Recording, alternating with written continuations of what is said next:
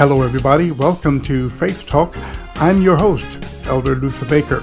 My guest today is musician extraordinaire, Mr. Derrick Lee.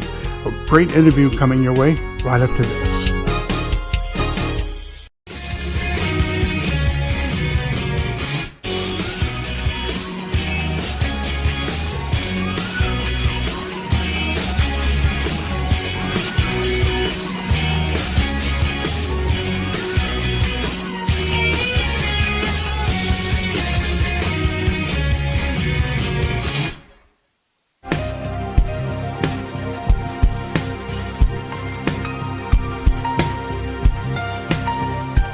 I would love for you to be a part of this ministry. Reach out to me today at our website, which is investintheword.org, or our email, which is investintheword@aol.com. Faith Talk is sponsored by the Lux Monday Digital Music Store. When you get to the website, check us out. We have a variety of music there that I'm sure will be a great blessing to you. And I'd also like to say, lastly, but very importantly, we like to interview you as well. If you have a testimony, if you would like to be a guest on our show, if you teach, preach, if you have a church ministry, reach out to me today at our website, which is investintheword.org, or email us at investintheword@aol.com.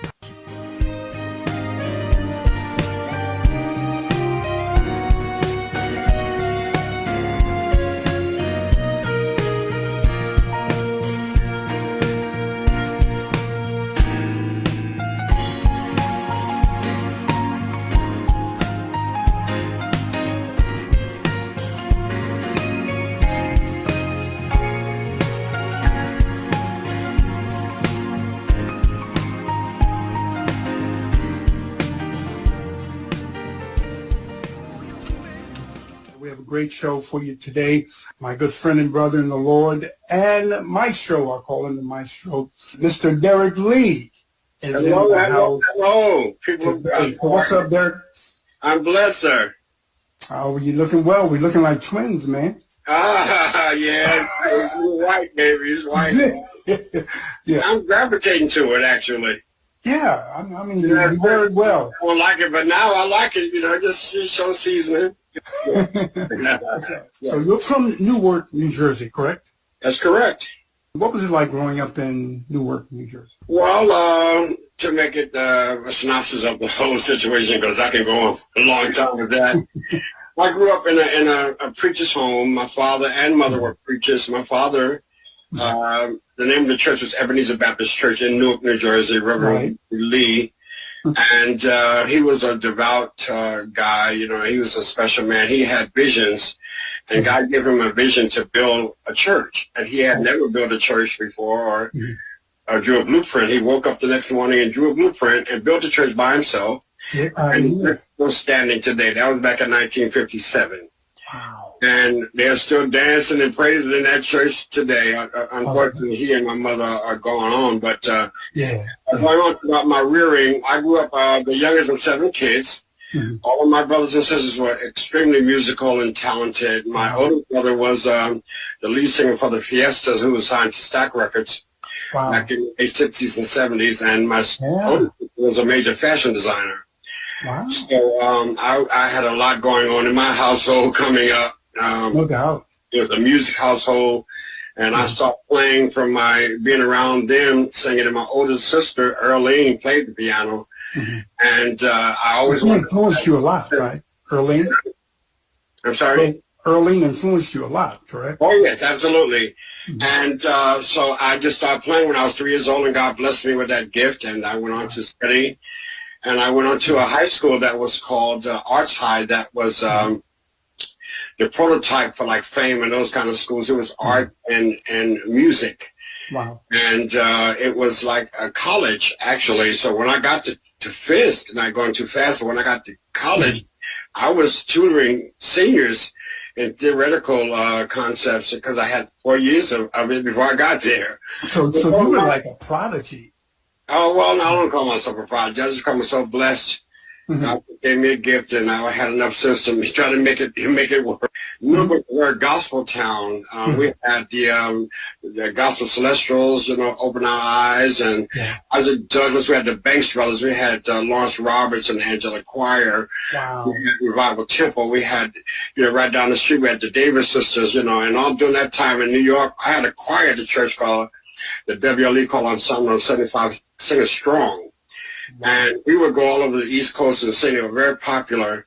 And so through that time, I got to meet and work with Benny Cummins and Alvin Darling and Lewis Gibson in Connecticut, Kurt Carr back then, and Timothy Wright and Institutional. So I came up in a real gospel kind of environment, although, I had that influence of my brother, who was an R&B singer. So I got a chance to have that influence as well, and that whole. So I had a cornucopia of things going on coming up. I hope that gives you some kind of idea what was going on. And I was in conjunction with a partner named Artie Mitchell, and we kind of put this choir together. There was 75 young people strong. We were like 12, 13, 14, 15, and we were so popular. We were going all over the East Coast performing. And so we got a chance to meet and work and perform with these people constantly. We became friends with them. And they called us, the little kids coming up. We're the young kids on the block. Derrick Lee, the fastest music arranger in the business. He arranged this one song for Beverly Crawford in 15 minutes.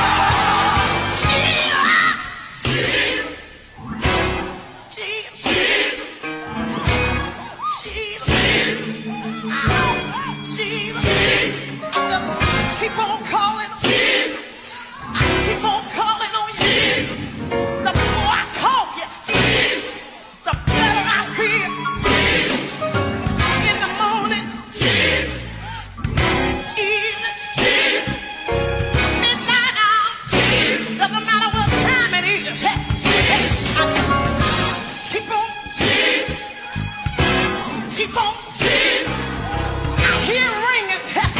I just keep on. I just keep on. Listen, I don't even have to dial no number. I don't have to dial no number. But all I have to do is call it. It's in my bosom. I can call it up. Nobody but Jesus. Nobody but Jesus.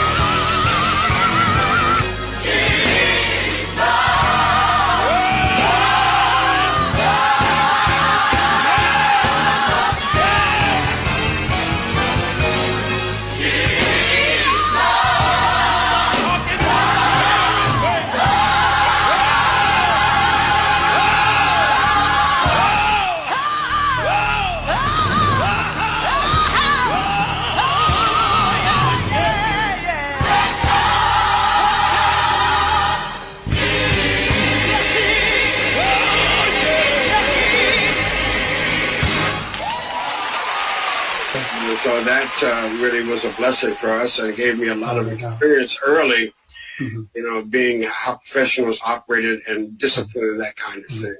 Yeah, I mean, because Benny Cummings, Isaac Douglas, they were the top of the chain in the gospel. Oh my God, industry at that time. Banks Brothers, all those guys. They were top of the game. And now you went to Fisk.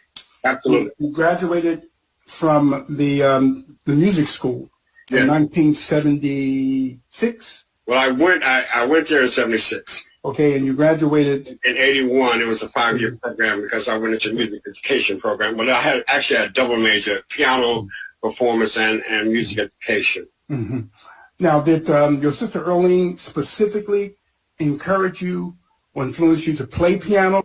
My brothers and sisters, they all sang all holidays, and they would get together all the time, and she'd be at the piano, and they would sing.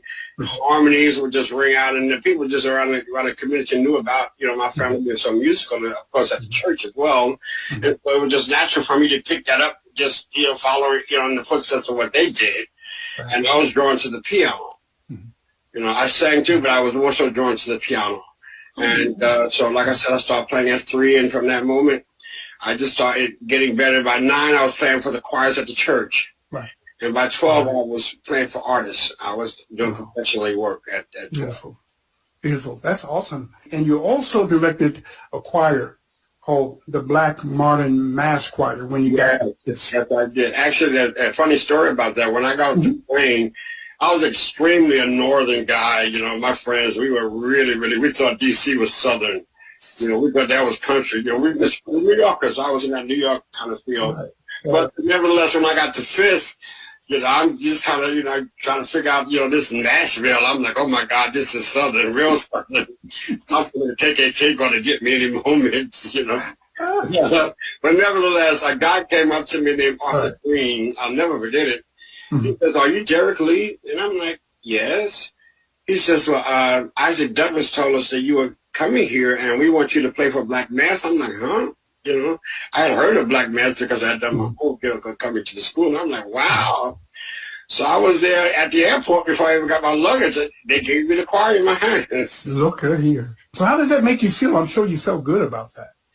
I was, I guess when I look back on it, I guess I was amazed, but I was so busy, being astonished or trying to live in the moment that I didn't think about it, just trying to, that as we go further, like I always said about the gospel show, Dr. Bobby Jones Gospel, after 35 years, I never realized how, what we were doing after it was done. We were so busy doing it. Yeah. So we didn't think about doing it. We just was doing it, Yeah. And, Bobby Jones was an awesome, even when it first started coming on TV, it was so different. Yes.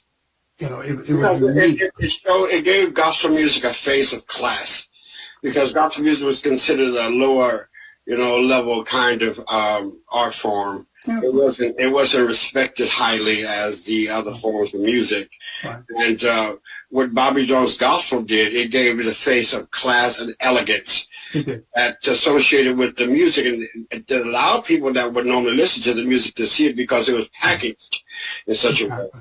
And then they got the opportunity to realize that the awesome talent that is in this genre of music is just unbelievable. The singers and the level of musicianship that we have in gospel music is just unparalleled. Nobody, at any genre, they got to come a long ways to deal with some of these guys here. These guys are incredibly talented. Yes. Now, before we get too far into the Bobby Jones experience, okay, you already mentioned that you sing. A lot of people don't know that you sing. Now, you sang with the Jubilee singers. I did. Correct. Did you sing tenor or? I sang tenor. Okay. Sang tenor with the Jubilee singers, and it was an honor because that experience, being a college student, it was really amazing because it allowed me to meet all kind of dignitaries, and we sang for queens. We traveled across the world, doing that, and with the likes of oh my God, it just went on and on. I just can't. Lucille Ball and Artie Shaw and the names that Cicely, Tyson. We did the United Nations. We did the Cap. We did Washington. We did everywhere. We did Haiti for the Prince of Duvalier, Prince Duvalier. We did, and through that experience, it taught me the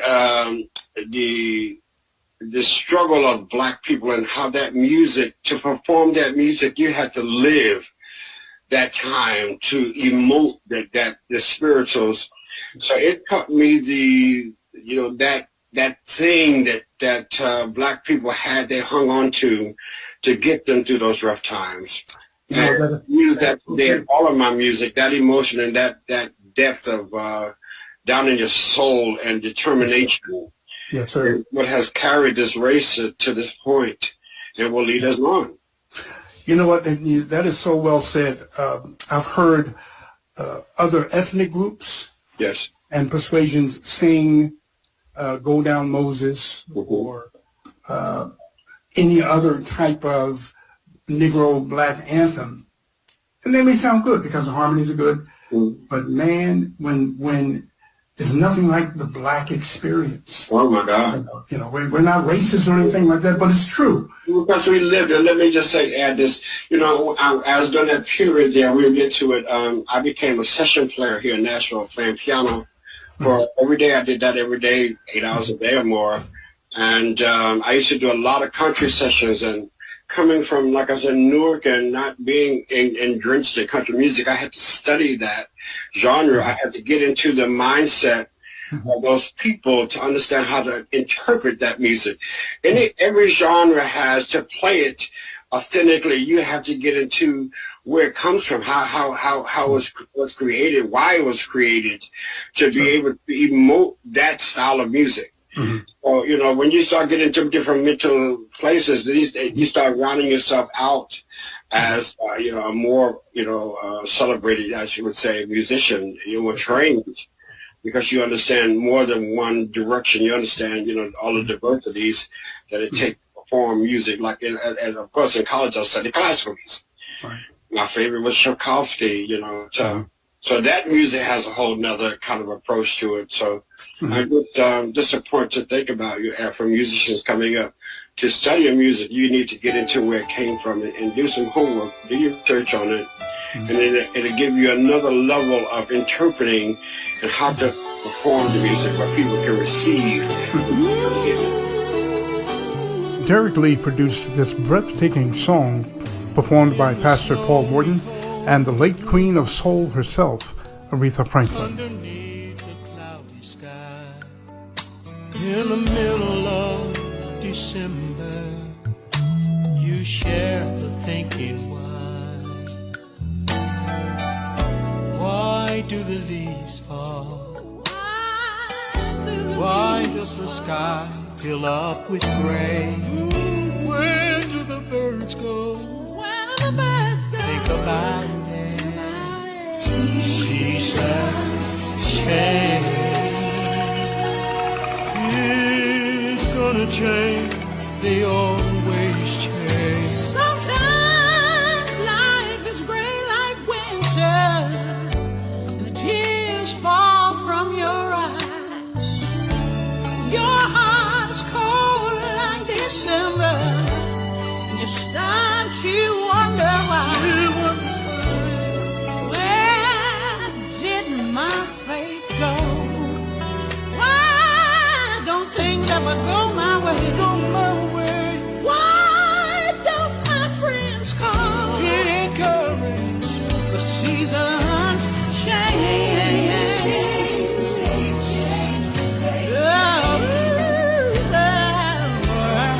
Just like the bell has got to ring.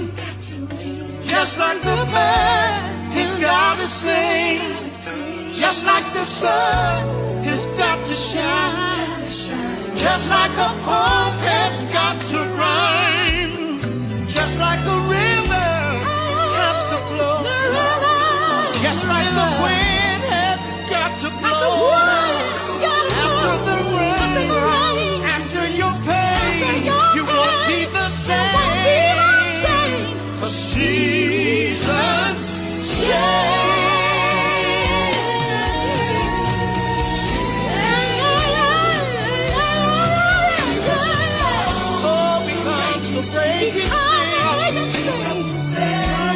Thank you for setting the captive free.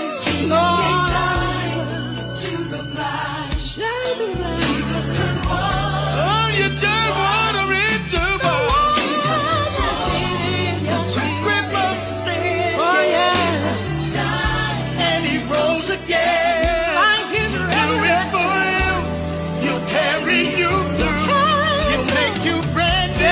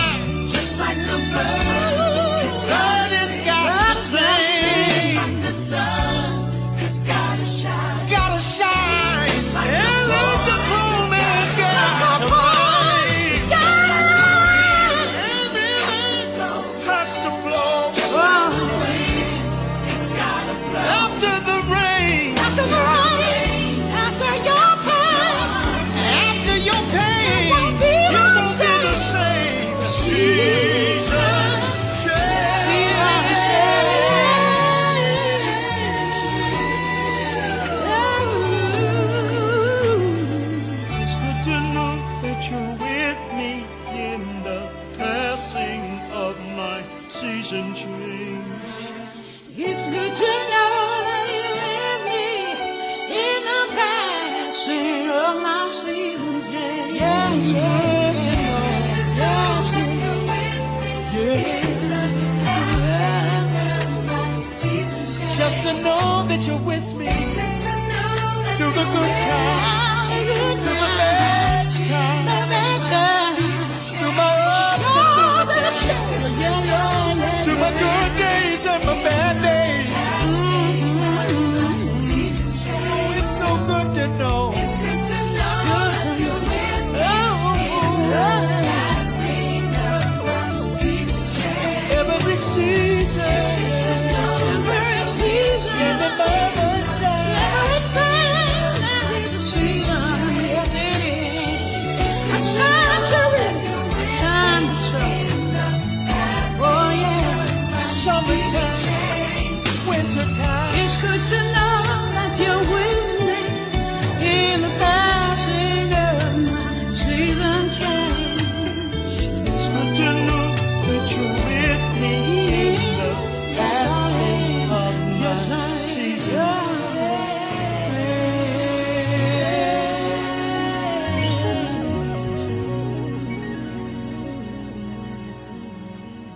Now, I have a question for you, Yeah. Mr. Derrick. As a musician myself, question for you. Is it necessary, if you give me your opinion, for a musician of any genre, but gospel music in particular, is it necessary for them to know theory or to read? I don't think it's a must, but I think it definitely is a help because it gives you another understanding of what you're doing. The whole idea, and very good question. While I was in college, when I got to college, as I said, I had to study theory for 4 years in high school. So when I got to college, a lot of the students that were extremely talented, they had a problem relating to what they did to what was on paper. They couldn't translate it. They couldn't work. And I was able to help them to see that, to make that reality come to life. And I think adding that to you, first of all, as a musician, it gives you a lot of diversity and allows you to get more gigs because you can fit into a whole lot of different situations because you're able to read the music. And I was able to do all the country. I did a lot of orchestral sessions where you walk into the country and say, okay, and bar 125 beat 3, that's an A flat, not an A natural. 1, 2, and then you play. Right. You know, so you coming on site when you're on. So that taught me and allowed me to get those triple scale sessions because I was able to read music. Awesome. I can remember years ago when I was there, and I did in 1982. This is going way back when I had hair. Right? I had a whole lot of hair back then. Oh, well, you had the Gumby thing going on, man. My hair was real curly, but it's all gone. I got some really right. friends I have. Right. And I was impressed with you guys, man, because Nashville, getting back to what you said about knowing various genres of music, I just sat down at the piano. I can remember this as if it happened yesterday. And you sat beside me. I still remember you had a white shirt on, you had black pants, right? Just turned 65, but I can still remember, right? And you used the Nashville number system, right? And you were just asking me, well, where are you going here? And you just picked that thing up. You showed it to the other musicians, and you guys just came right in. Yeah, and that was my tool. I learned that system, which is a takeoff from theory, classical theory, but it was a national number system that the country singers, country players used. Exactly. And so I said, oh, this works. So I taught all the musicians when I was on the road cutting records all over the country. I taught all the musicians during that time the number system. Wow. And because 1 is 1 in every key. Exactly. So I did a thing for, was it Joe Thomas? I did an arrangement of You Were Always on My Mind for Steve Scarborough. He was producing a session and wanted me to do an arrangement for Joe Thomas. What's it, Joe Thomas? I forget, one of them blues singers. You Were Always on My Mind. Well, I didn't know what key he was going to be, so I just wrote the numbers. So when we got to the session, we had all these players, and so we had brought this drummer, all this folk from L.A., and nobody could read the chart but me and the drummer. Thank you so much for joining me here.